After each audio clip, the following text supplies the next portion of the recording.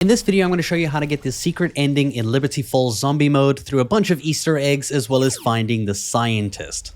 Now, the first thing I should mention is that this is very hard to do solo because you have to get a section where you just don't get attacked for like 30 seconds. Now, our first location that we need to go to is the graveyard, which is next to the church. And in this area, a groundskeeper zombie will spawn. And when you kill this zombie, they will drop a tool shed key. So you're going to start here, pick up this key. And with this key, you're just going to go ahead, leave the graveyard, take the first left, and you'll see the tool shed is right there. Inside the tool shed, located at this location on the map, you'll find a handbrake on the table. This is one of the components we need to build a very specific gun that we're going to use later, right? Then we're going to go down the stairs over here and we're going to go to Lily's flower pot, which is located over here, this purple store. And you'll see there is a spigot and a water valve that you can grab here. So grab the water valve, and then we're going to go to the bowling alley, Liberty Falls, which is near the church, right? So if you go through the bowling alley, open up the door here. If you go onto the lanes, you'll see that there are some enemies. Make sure you clear them out. This is the part where in multiplayer it helps you a lot because you have to sit here turning this valve for quite a bit of time and hopefully something doesn't attack you. This is really hard to do as a solo player, so I had to resort to getting some friends to help me so that we can, get this done. And once you do this, it will drop the water pressure gauge, which is another component we need to craft that weapon I was speaking about. For our next step, we either need a mangler enemy or a mangler cannon that you can craft at a crafting table with 1,250 salvage. It's easier just to get to like round 10 and 11 and get the actual mangler enemy. You're going to have to guide him to this gate right over here. On the map, it's located right over here at the top right. So just in front of the bus, or behind the bus actually, you're going to go ahead and try get him to shoot this cannon into the gate of that building. So get him to shoot through here and it will actually break it open so that you can enter the store, and you'll search these little piles here for electrical wiring. So there's a few in the store. Some will give salvage, some will be enemies, and then you'll get electrical wires. There we go. That's what we need. And now we can head over to the motel. So the motel, which is quite simply right over here, you're going to go here to the second floor, right? This location on the map, go to the second floor and you will go to the left here. The first time you come here, zombies will climb out of here and you'll have to kill them. But inside here, there's a workbench. And once you have all those components you've collected, you'll be able to make this thrust weapon. Now that you have the Thrustodyne, you have to head over to the comic book store, which is located right over here because we're going to be collecting 3 components to craft an LTG.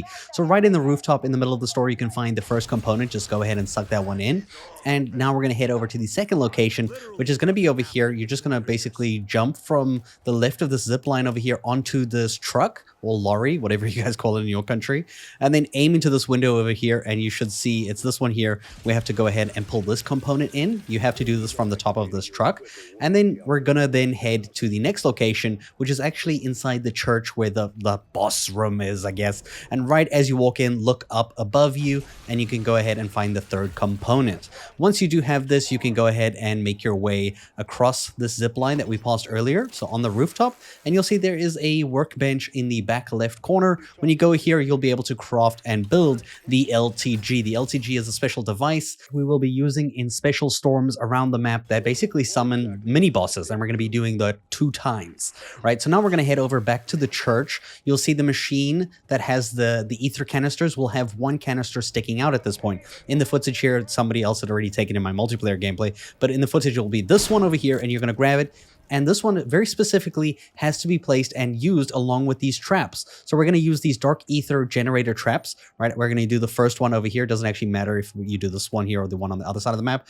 This one's just better because of the location. And you need to put that canister at either of these 2 points where the trap actually activates. So the canister needs to be placed like this because the boss that we need to defeat has to die within that area. Let's go ahead and summon the first mini boss, and this is going to be next to the church at this cloud over here. And you'll see in this little section down below, you can actually place the LTG. Whoever has the LTG can place it directly into that slot, and this is what it's going to look like. Essentially, you have 60 seconds of zombies will be spawning around it, and your job is to kill the zombies before they try to destroy the portal. Once the portal and the timer is done, you will see a mini boss will spawn. The first one is this big abomination thing.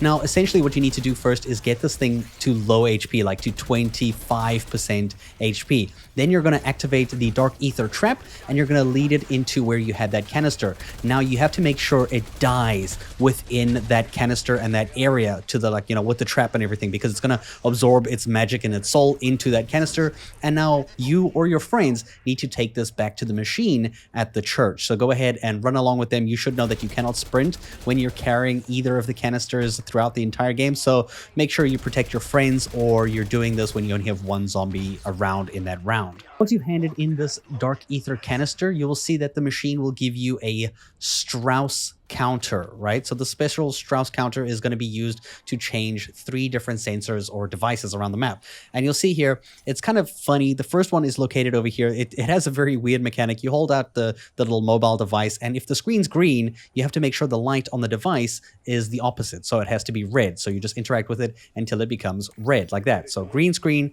red button. Then we're going to head over to the next one, which is located over here. You'll see on the map location, it's right behind the shed that we were at earlier. So at this location, you'll see we have a yellow light. Yellow, opposite of yellow is still yellow, because it's like, you know, it's the middle. So yellow and yellow light. Right now it's on green on the screen, but it has to be yellow. Then we're going to go across this zip line, the same one we crossed earlier. And you'll see at the back over here, there's a little X section, just in case you forgot. The map location for this is there. And the sensor is down here, right? And also on the map, it's at that exact spot in case you need it, right? So this one, our sensor, our page is red. So we need to make sure the button is green. Once this is activated like this, all the machines will continuously send a purple beam down to that location over there. This is going to head to this device over here, which will give you another Aether canister, right? In the footage over here, this is before it actually activated, but it's located over here at this spot. You will get the canister, and then you'll see there's a trap in that area as well by the gas station.